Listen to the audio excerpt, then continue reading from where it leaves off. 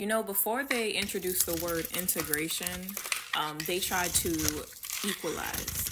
And I put emphasis on equalize because it's important. So during the Brown v. Board of Education cases, before they came to the conclusion that they were going to like simply integrate the schools, they attempted to equalize, which means they could put investment of 5 cents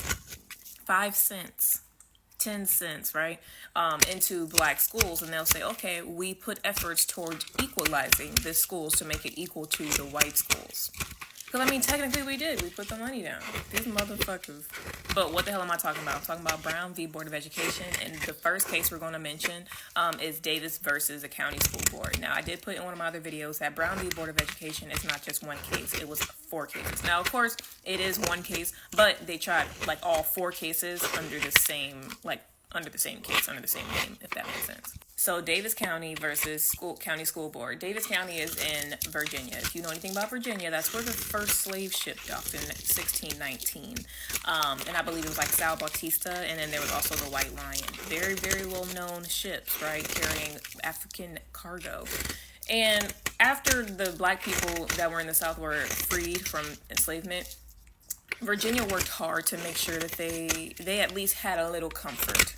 Now, historically, black people ain't never been one to fuck with, and we gonna protest some shit, okay? So one of the earliest protests in the civil rights movement happened in 1867 in Richmond, Virginia. This is when a group of black people decided to protest segregation on the city buses, because say if a whites-only section in a city bus was full, you would have to wait for the next bus. Or you have to sit in the back.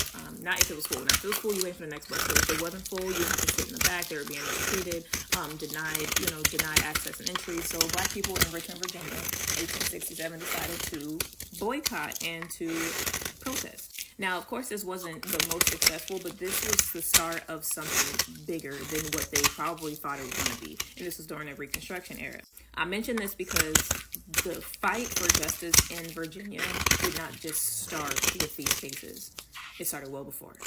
And before we jump into today's topic, which is Davis versus Board of Education, it's important to know how deeply racist the city was, or the state was, not just the city, the state in general. The only people that were allowed to go to school were in private school.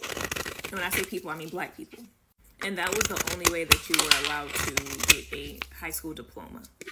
The only public schools was elementary school through 8th grade. There were no public high schools. So remember that. I keep saying Davis County. It's Prince Edward County. But let's talk about Prince Edward County. Compared to its neighboring counties, it was actually pretty progressive.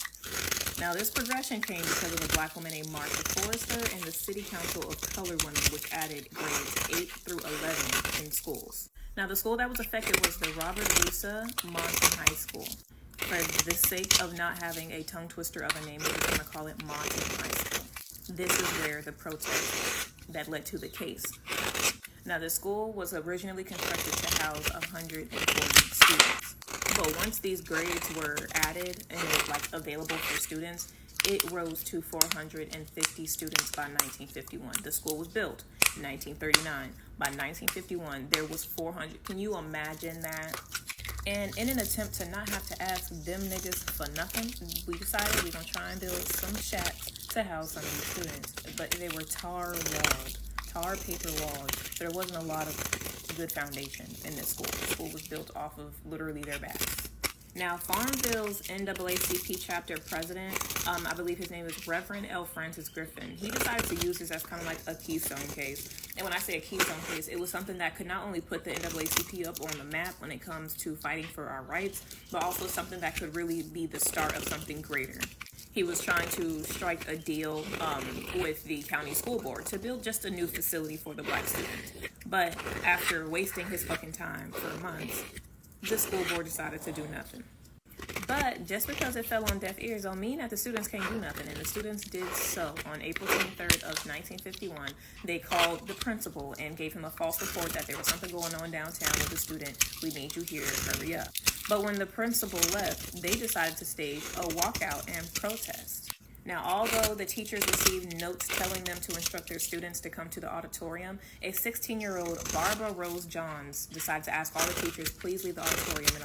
Now, Barbara Rose Johnson, she wasn't fucking playing. She was trying to be cordial with them, like, okay, if y'all build us a new school, we will go back to school, but if you don't, we gonna keep those. How long do you think it takes for the black dollar to leave the black community? And be realistic and honest with yourselves. What if I told you it's less than 5 hours circulating throughout the community one time?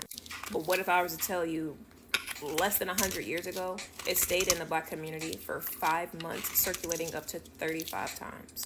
Now, we all know there's a multitude of reasons that number got so low, but during the time, less than 100 years ago, the reason that it stayed in our community so long is because we had our own cities. We had our own incorporated cities, towns where we bought black, and it was also used as like a barter system too.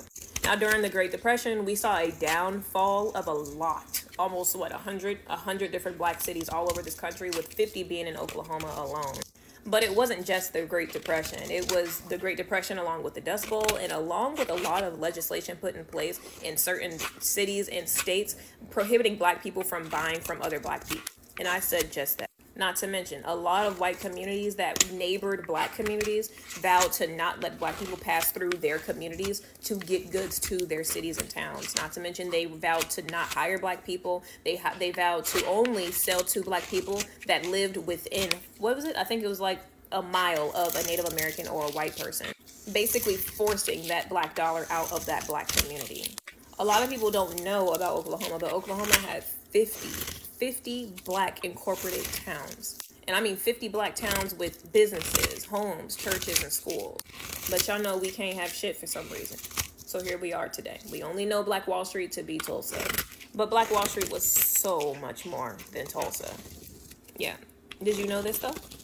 If you stuck with me this long, give me like 30 more seconds. I have a nonprofit called the Black Party Foundation, and it is dedicated to keeping black history in schools being taught by African American Studies major students that are in college, and they're going to be teaching in the high schools. The reason that this is important to me is because black history is being erased, and they're having these conversations in private, and they're making their moves known, and it's going to be felt as generations come.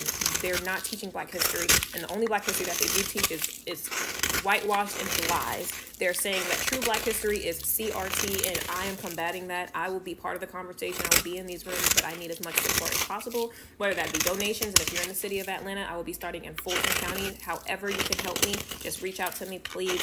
Go to the website, tap the link tree in my bio, donate for me, please. And then also you can vote for me. If you don't want to donate, you can vote for me and my nonprofit to win a $25,000 grant if you just tap the Vote For Me tab in my link tree. But thank you so much for watching. I love y'all. Happy Black History Month, and I'll see you tomorrow. Oh yeah, and did you know this?